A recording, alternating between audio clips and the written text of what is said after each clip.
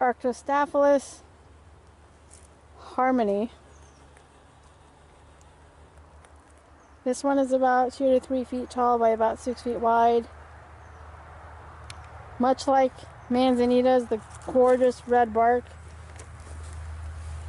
So if you put a plant that's slightly shorter or taller in front or behind that has a darker or a lighter colored foliage, like a gray-green or something, it would pop nicely against this. Flowers in the winter. Now Manzanitas, although they're slower growing than most other native plants, they will take some shade, so this will take full sun to filtered shade. Minimal water. Kind of a whitish pink bell-shaped flower. This one is somewhat similar to the Howard McMinn, except for it's about 3 feet shorter than the Howard McMinn. But it is gorgeous. And with any Manzanitas, what you really need to get them established in your garden is patience, because they are very slow growing, but beautiful. And this will do really well also in containers. Now when you plant anything in containers, the growth will be slightly stunted, but that's okay. It'll still do nicely.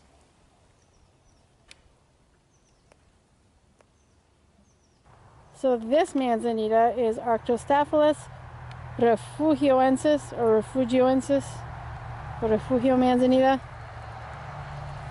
This one gets about 12 feet tall by 10 feet wide. It is very upright and beautiful. White bell-shaped flowers in the winter.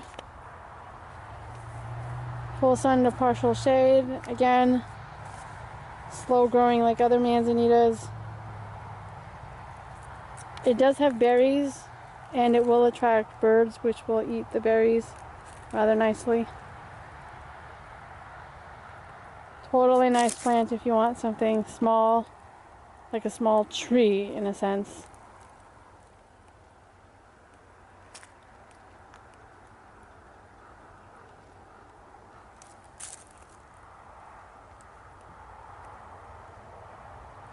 And what's really cool with most of these Manzanitas and any other native plants, they will grow in a mound of decomposed granite.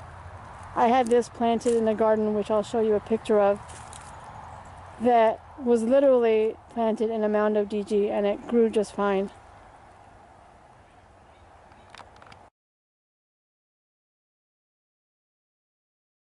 Alright, Arctostaphylos Monterey carpet Manzanita. Gorgeous red bark, bright green leaves. This is about a foot tall, maybe slightly less, to about 5 feet wide, so it's more spreading. It's great if you want like a ground cover in your yard. This one has kind of a light pinkish white bell-shaped flowers. Flowers in the spring and winter. Filtered sun to part shade. So it will take sun and it will take shade. And because it trails, you can have this trailing down a pot or whatnot. Now what's interesting with Manzanita ground covers, and I'm here at Tree of Life, so there are several, as you can see, is in some cases it's just the leaf size and color that makes a bit of difference. So this one here is Arctostaphylos Ophioviridae, and I don't know if you can tell, but the leaf is just a slightly different shade of green than the Monterey carpet.